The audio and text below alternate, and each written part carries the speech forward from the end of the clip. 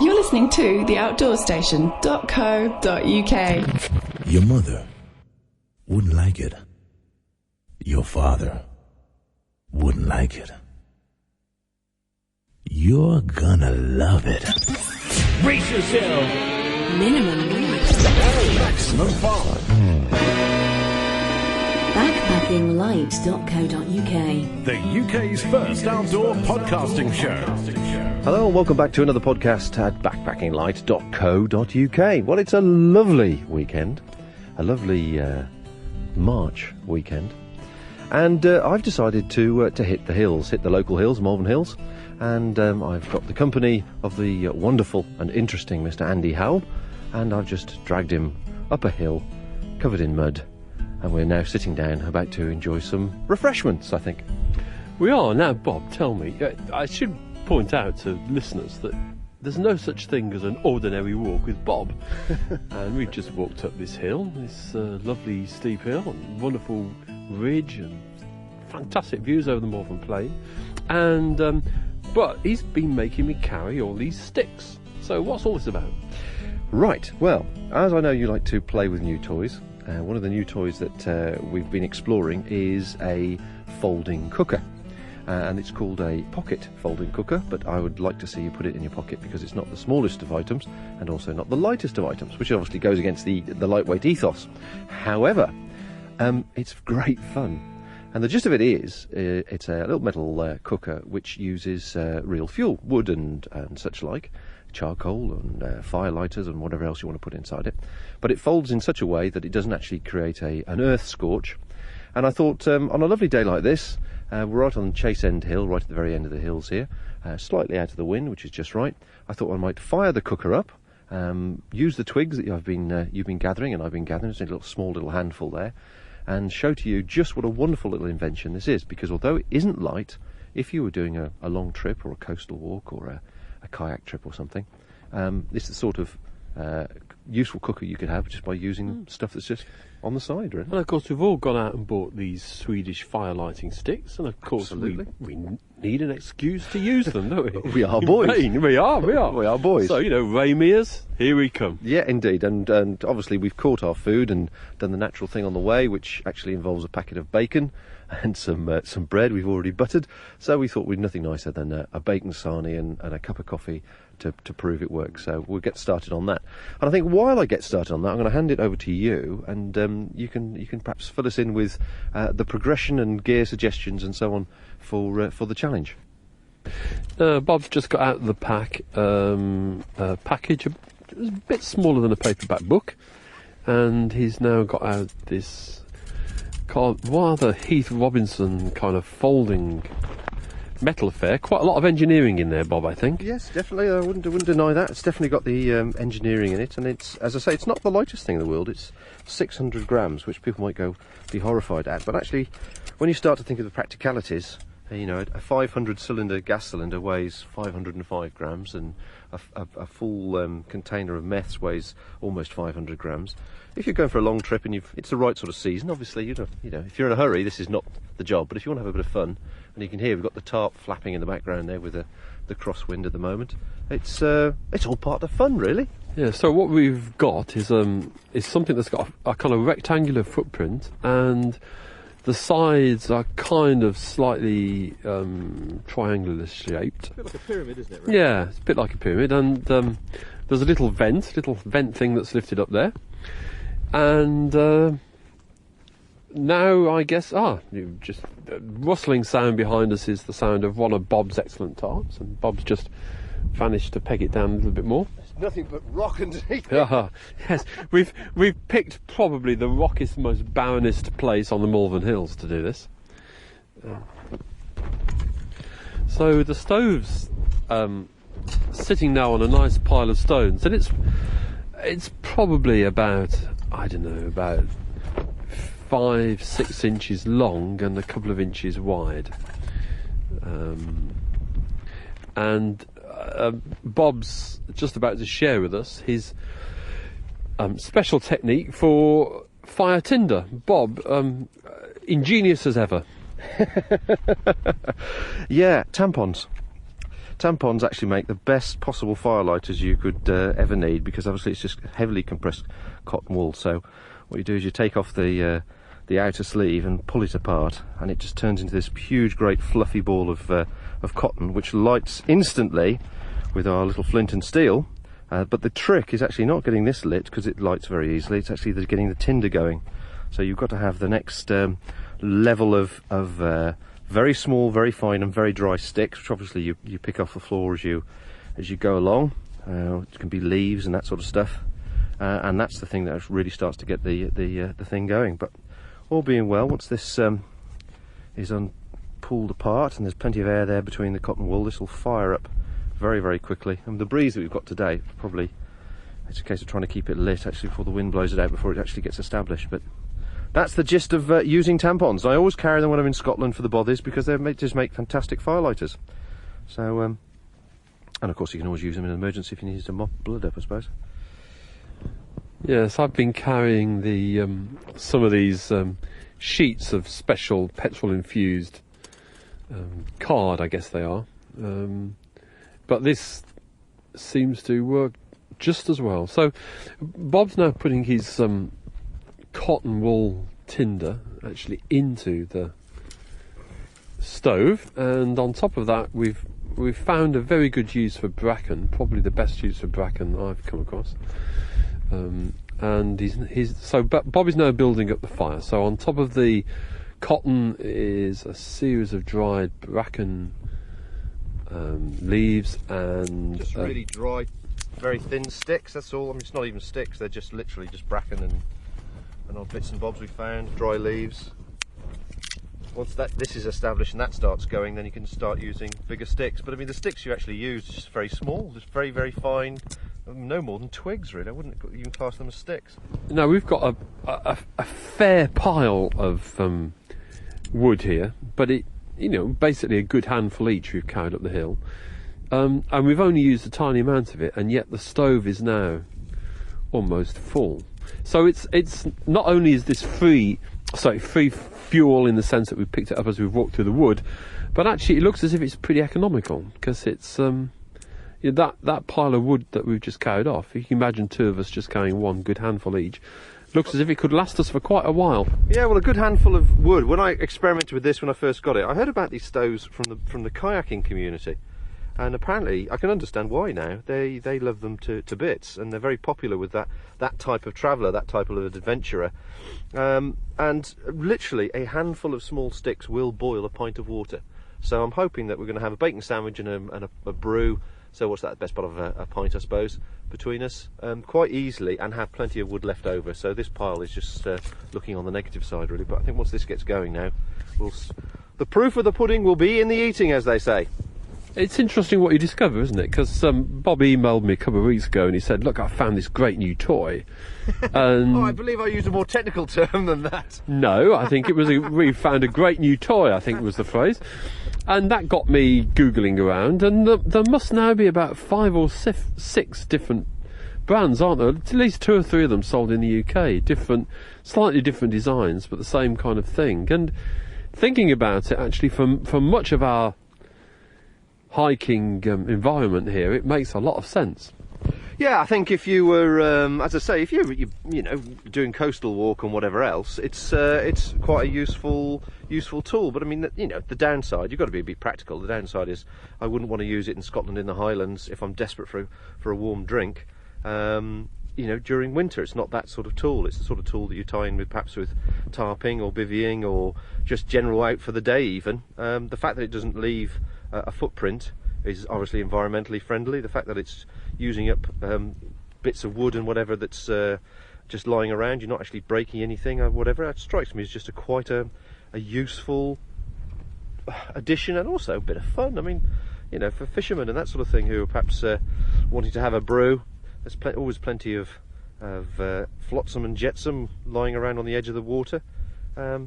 Ideal way of just keeping yourself occupied and enjoying a supper. We were saying earlier, weren't we, that there's actually what we're doing here is discovering a new dimension to walking. Really, that there is the long distance trek where you walk all day, you're walking through changing landscape, and that's a great privilege in itself. But certainly in the when the longer days come along, I mean, the notion of something where you're walking, you're stopping early, you're perhaps playing around, putting the tarp up and getting the configuration of the tarp right, and then collecting sticks and building a fire.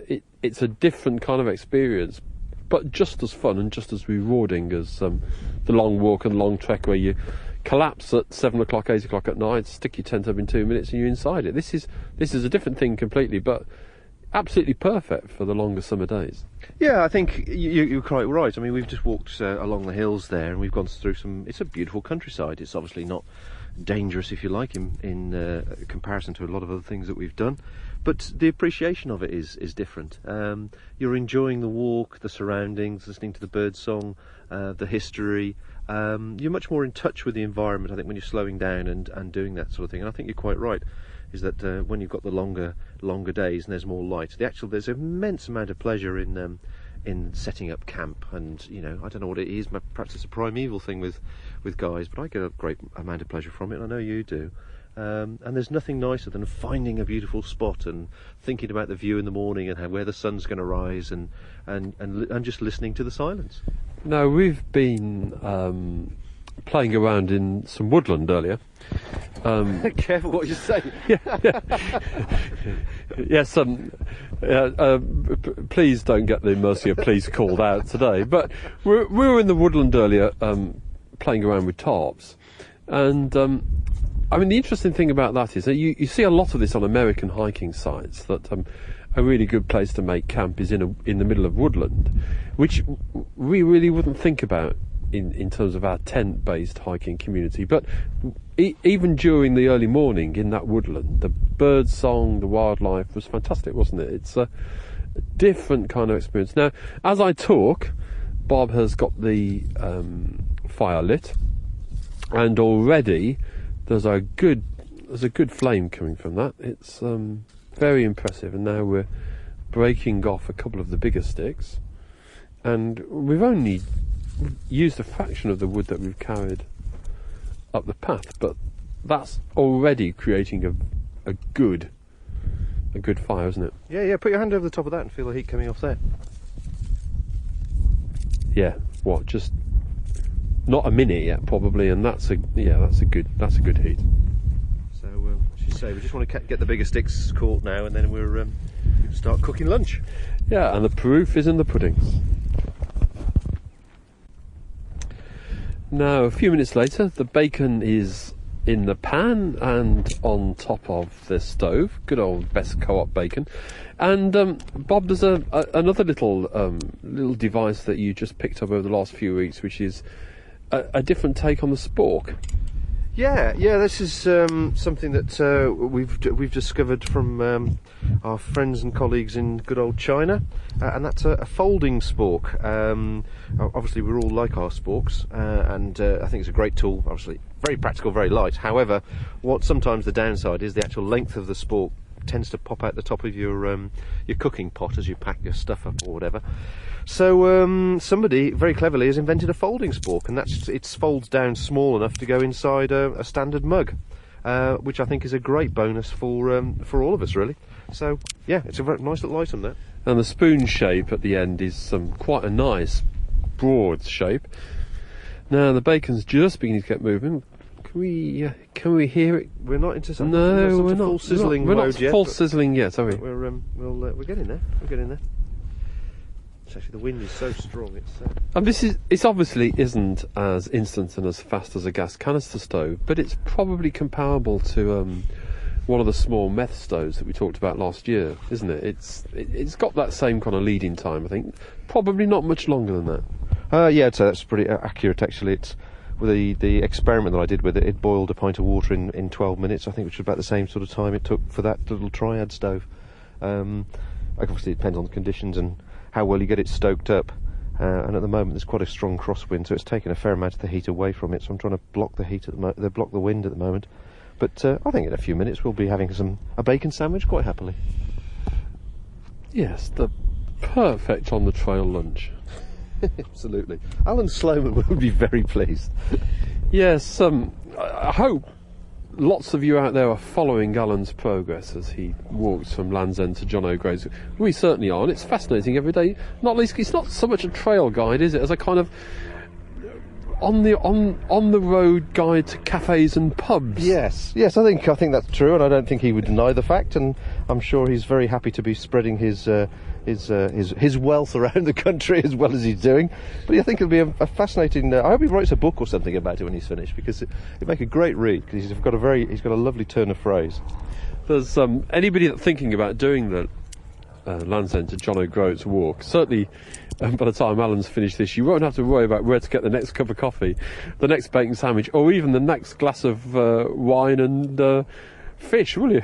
Absolutely. I think he's going to have a very good description of everybody's wine cellar from John O'Groats to Land's End. I mean, it's phenomenal. So I'm looking forward to catching up with him during the year, or during the walk rather, and obviously during the challenge as well. But I think I shall be very keen to see how lean he is, to be honest, because although he's going lightweight, he certainly hasn't gone lightweight on the food front in the luxury stakes, has he?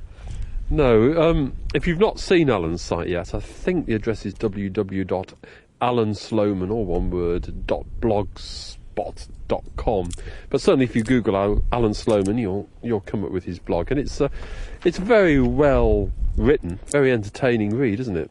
Extremely entertaining, and in fact, there's a link to it from the Backpacking Light website from when I interviewed him just before his walk. So, yes, it's very good.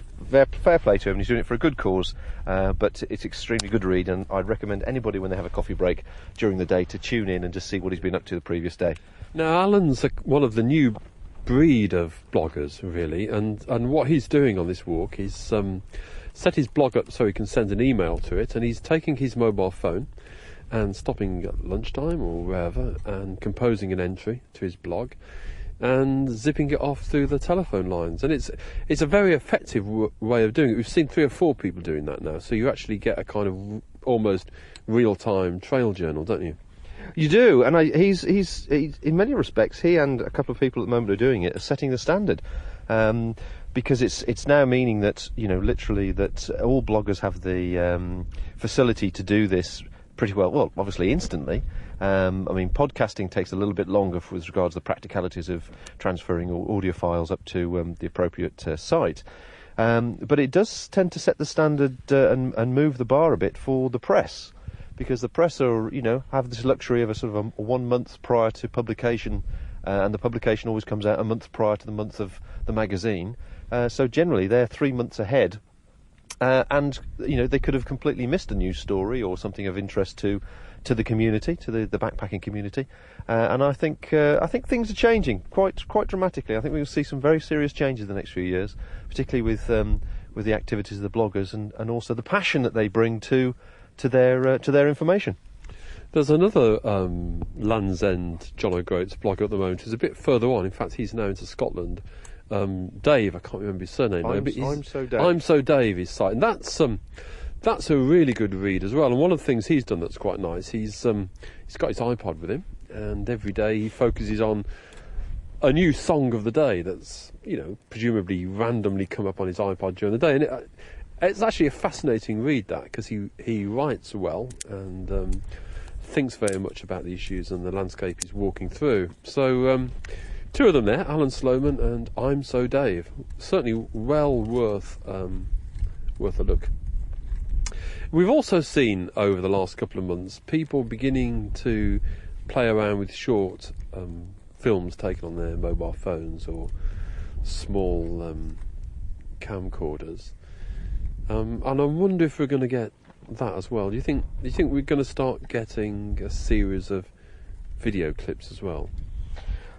Videos is a different animal, purely because of the time involved, and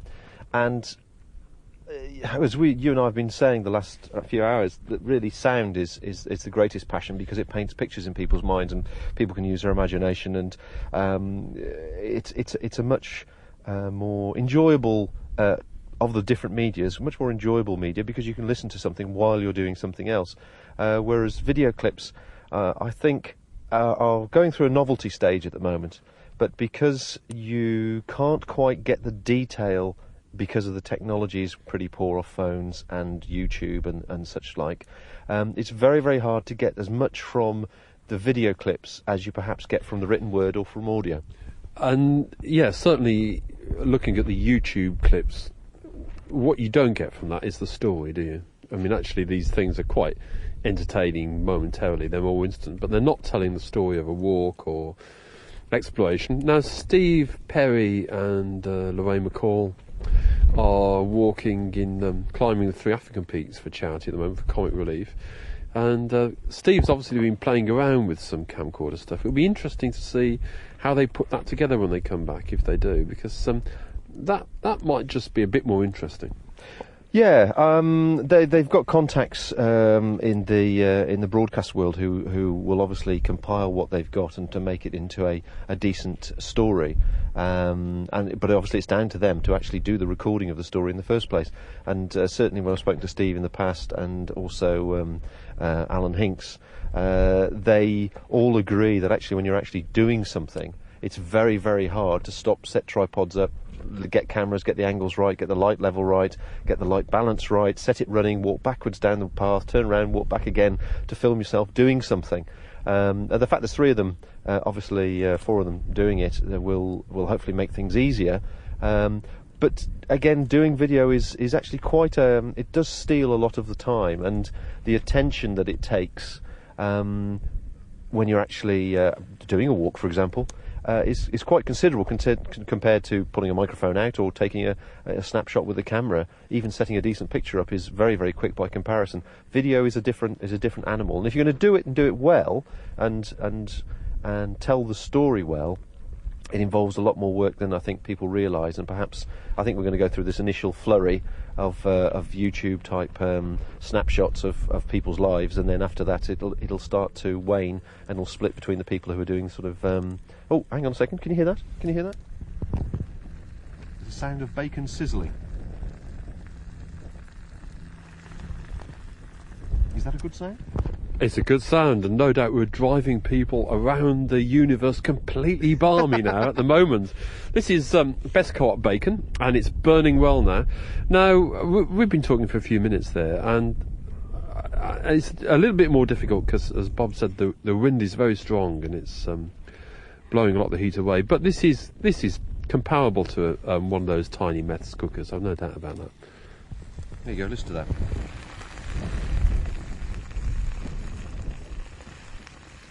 Getting very hungry just listening to it. It's enough to get Alan Sloman's juices going. That. Now, while this is almost coming to fruition, I'm just curious to know how you're getting on with your plans for the challenge. Because the first time you're doing it with your partner, are you finding that there's a different sort of mental approach you've got to have to it as regards the gear selection? Yeah, I think there's a different approach all the way around. I mean, certainly, you start with route planning, don't you? I mean, you're not quite as reckless, probably, as you would be on your own. But gear selection is interesting because you've obviously got twice as much to carry, and in some ways you can split the weight of a tent between 2 people. But we were talking last night, weren't we, about what kind of cooking implements to take, and that seems to be almost the biggest consideration. Yeah, it's well. I mean, you have many options, and it's a case of trying to work out which is the best one for you. Obviously, I mean, you could take one pot, cook everything in one pot, and eat out of the same pot with just a spork each, which is a pretty good, effective way of doing it. You could perhaps take one pot and 2 folding plates, which are very, very light. Split the meal between you. If you're eating slightly different things, if one's a vegetarian and one isn't, then you have to cook the thing separately anyway.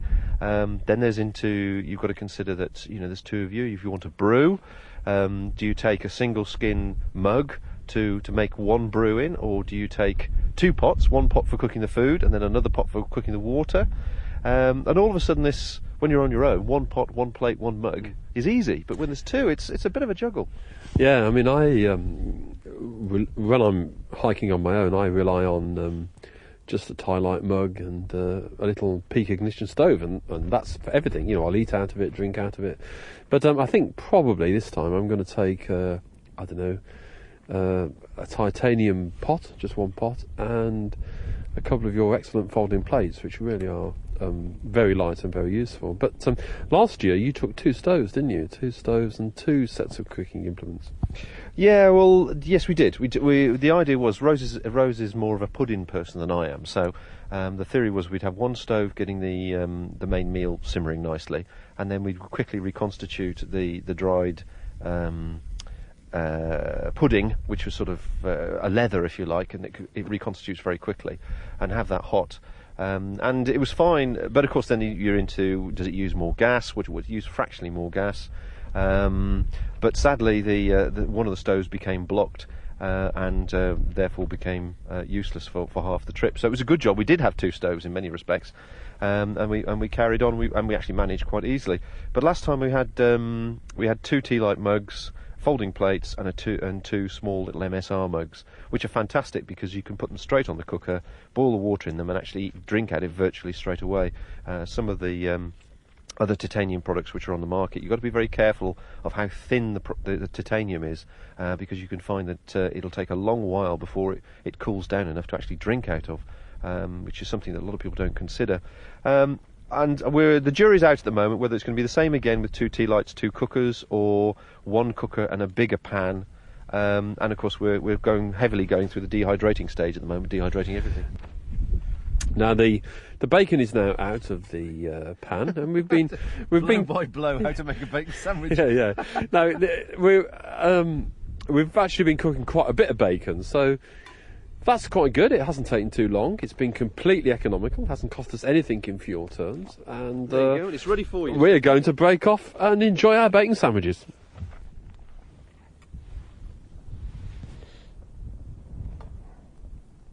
Well, the bacon sandwiches have now been heartily consumed, and the stove has boiled up some water, and we're just about to have a nice warming cup of coffee on this very beautiful but blustery day. Yeah, it's got a cool wind out the sunshine. There's definitely a chill to the air, but there again, it is March. So, but that's and what do we use? How much fuel have we used? Would you say 2 good handfuls of sticks? 2 good handfuls of sticks. Because the wind's taken a lot of the heat away from the fire. The fire's almost gone out now, so that's no gas canisters left over. Empty meth bottles. Yep. Yeah, that's pretty good. And what we're left with is a very fine ash in some senses, which soon blow itself out, and then we'll just distribute that safely. I mean, altogether, it was a very pleasant experience, just sitting here out of the wind with a real fire burning in front of us. You know, and it's quite heartwarming, wasn't it? Yeah, I think. It's good. It's a moment. Life's made up of moments, as they say. It's one of those moments. I think if you're going to do something and make it fairly sociable, and I can see why the bushcraft community like this, and the kayakers and people who just take time, because it's one of those exercises just to sit there and you make the fire and you cook your food on the fire. There's a certain romance to it. There's a certain sort of hint of your childhood. And let's face it, bloody good fun, isn't it? Bloody good fun. Well, let's just take our coffee cups and drink until the next time. Until next time, a nice little walk with Bob. Thank you very much for joining me, Andy. Cheers. I enjoyed that so much. You know what I'm saying? Yeah! Backpackinglight.co.uk. Go lighter, go faster, go further. This independent programme is produced and hosted by theoutdoorstation.co.uk.